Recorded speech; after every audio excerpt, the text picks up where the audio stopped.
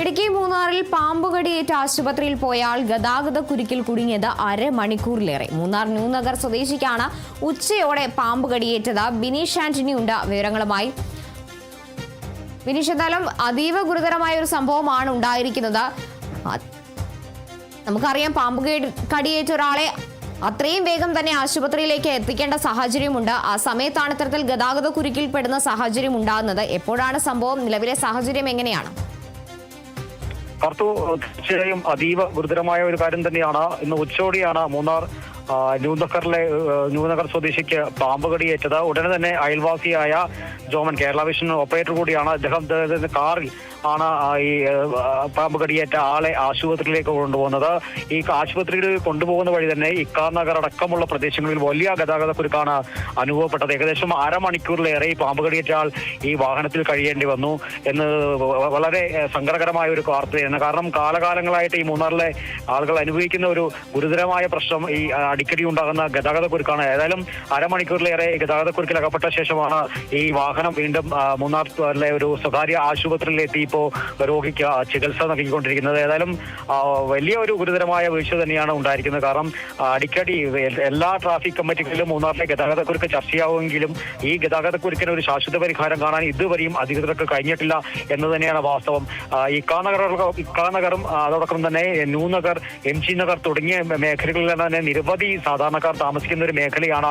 ഈ മേഖലയിലെ ആളുകൾ അടിയന്തര ആവശ്യങ്ങൾക്ക് ആശ്രയിക്കുന്നത് മൂന്നാറിലെ ടാറ്റ ഹൈറേഞ്ച് ആശുപത്രിയാണ്. എന്തെങ്കിലും അടിയന്തര സാഹചര്യങ്ങളിൽ ഇത്തരത്തിൽ ആളുകൾക്ക് എന്തെങ്കിലും പറ്റിക്കഴിഞ്ഞാൽ ഉടനെ കൊണ്ടുവരാൻ സാധിക്കാത്ത ഒരു സ്ഥിതിവിശേഷമാണ് നിലവിലുള്ളത്. കാരണം അത്രയ്ക്കും ഗതാഗത കുരുക്കാണ്.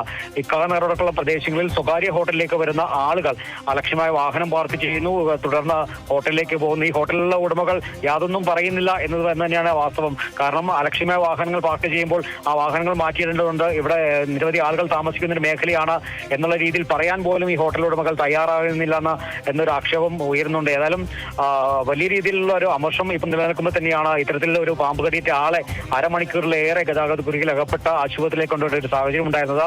മുൻപും സമാന രീതിയിൽ തന്നെ വലിയ ഒരു പ്രതിഷേധം തന്നെ ഉയർന്നു. കാരണം മുൻപത്തെ ബ്ലോക്ക് പ്രസിഡന്റ് നെഞ്ചുവേദനയെ തുടർന്ന് ആശുപത്രിയിലേക്ക് കൊണ്ടുപോകാൻ കഴിയാതെ ഗതാഗത കുരുക്കിൽ അകപ്പെട്ട് മരണപ്പെടുന്ന സംഭവം തന്നെ ഉണ്ടായിരുന്നു. ഏതായാലും അത്രയ്ക്ക് ഈ 2 ദിവസങ്ങളിലും മൂന്നാറിലെ അതിശക്തമായ ഗതാഗത കുരുക്കാണ്. പോലീസ് എത്ര ഇടപെട്ടിട്ടും ഗതാഗത കുരുക്കിന് ഒരു ശാശ്വത പരിഹാരം കാണാൻ കഴിയുന്നില്ല. കാരണം മൂന്നാർ ഉൾക്കൊള്ളാൻ കഴിയുന്ന രീതിയിലുള്ള വാഹനങ്ങളല്ല അവിടെ എത്തുന്നത്. അതിൽ കൂടുതൽ വാഹനങ്ങളാണ് ഈ മൂന്നാറിലേക്ക് ഓടിയെത്തുന്നത്. 2 റോഡുകളുടെ വലിപ്പം കൂടിയതോടെ നിരവധി വാഹനങ്ങളടക്കം അന്യസംസ്ഥാനത്തു നിന്നും തമിഴ്നാടും അതോടൊപ്പം തന്നെ പല മേഖലകളിൽ നിന്നുള്ള ആളുകൾ മൂന്നാറിലേക്ക് എത്തുന്നുണ്ട്.